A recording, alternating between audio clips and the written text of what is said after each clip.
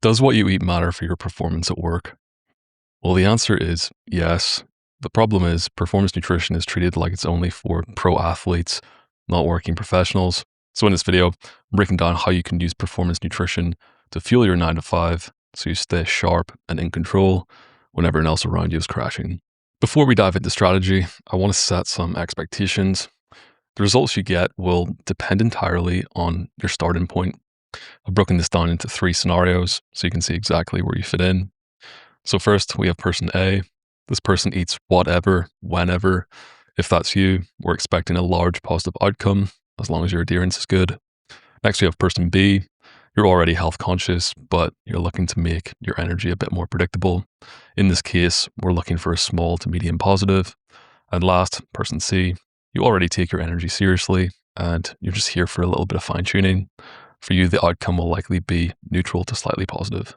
The final thing to do before getting stuck in is outline our operating rule that's going to guide our decisions. So in my practice, I work off of one guiding principle that health overrides performance when in true conflict. I've left the end of that abstract by design, so you can determine what true conflict means for you. But for me in a nutrition context, it's all about duration. Running extreme diets can absolutely benefit our day-to-day energy, but they can also introduce a lot of unnecessary health risk as the years go by. So by starting with this rule, we instantly narrow our focus and define the exact kind of elite long-term approach that creates high performance while also caring for our health. And with that out of the way, let's begin. The first thing you want to do is to treat sleep as the primary regulator of your energy. You'll already be well aware that the response to what you eat and drink when sleep deprived doesn't tend to have the same performance enhancing effect. Your digestion will likely be a little bit off, the stimulants you use won't hit the same, and your ability to make good dietary decisions is going to be undermined. It tends to be a lot harder to say no to break time donuts on 5 hours of sleep than it is on 8 to 9 quality hours. So optimizing our sleep is going to set the foundation for our strategy. I'll cover this in one of the next few videos. And no, I won't be encouraging you to track your sleep score.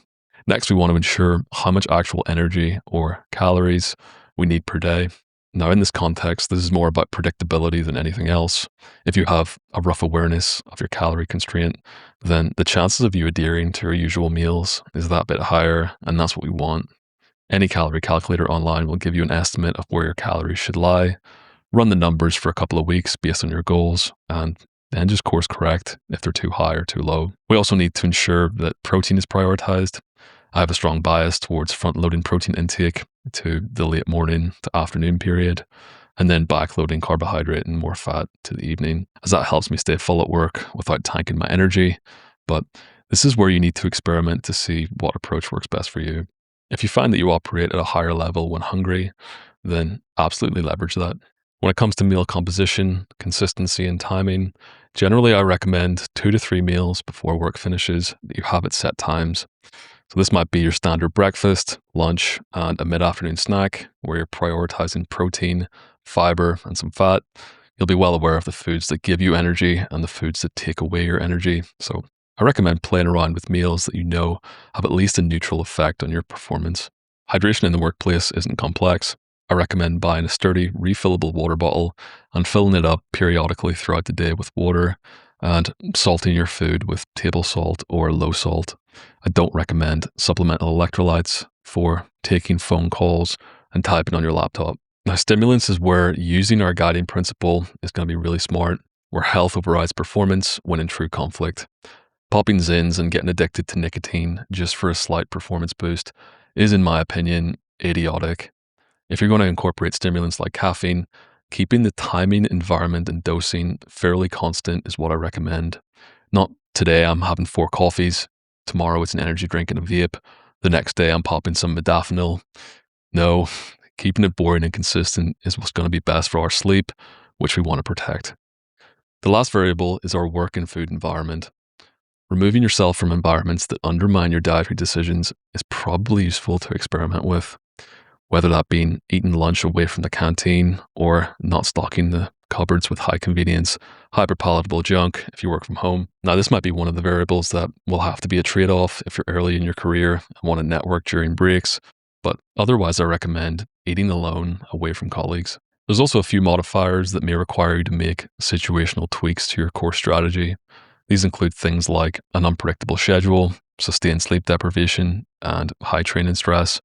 For the sake of brevity, I won't go into them, but if any of these are relevant to your context, they're worth considering and very simple to adjust for. I'm not going to show you what a quick implementation of the core strategy looks like in my own routine. So first, let's bring up our 7 core variables and we'll tick them off as we go. I'm starting the day before by ensuring my last meal isn't too late, say 3 to 4 hours before bed. My room is cool, dark, and quiet, and I'm going to sleep at my routine time for about 8 hours. I'm also working towards getting leaner, so I'm in a slight calorie deficit. My preference is to backload food intake to later in the day, so breakfast is being skipped, and I'm having just a coffee with L-theanine before my first meal at 12 p.m. for lunch. The coffee and L-theanine dose are also consistent, so the effect is predictable. To keep hydrated at my desk, I have a refillable water bottle that I bring to work. I either sip while working or chug it before a work block and use going to the bathroom as a short break and to fill it back up. Once lunchtime comes around, my appetite is high. I've made the trade-off that I'm going to sacrifice my AM protein hit for improved morning focus. So by this point, I want a meal that is fairly high in protein, has some fiber and a bit of fat. I want something predictable that I can eat alone at my desk or on a walk where colleagues aren't asking me, why are you eating that? So this meal could be something as simple as a large tub of skyr with berries and granola and maybe some hummus and chopped veg after. 3 to 4 hours later, I might break for a snack and have another protein hit, maybe through a couple of homemade protein bars made primarily from single ingredient foods. I then look forward to a big evening meal that's more carb and veggies heavy and that gets me into a sleepy state before I start thinking about the next day. Now, if the goal is taking full control of your energy, your nutrition is usually going to come with 2 main trade-offs. The first one being social friction.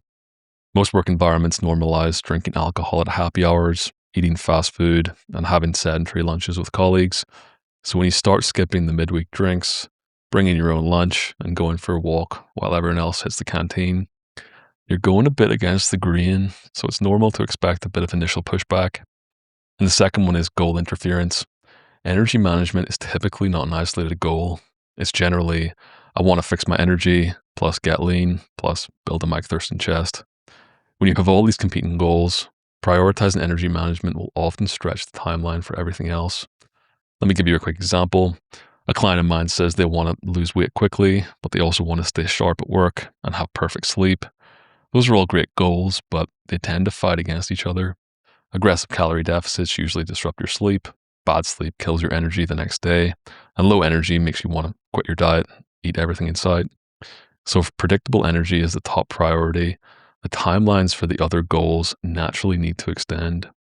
I could talk about this all day, but I'm going to leave it there. If you enjoyed this video and want to keep learning, check out my last video up here. And if you want me to help you implement your own performance strategy in the office, check out the first link in the description.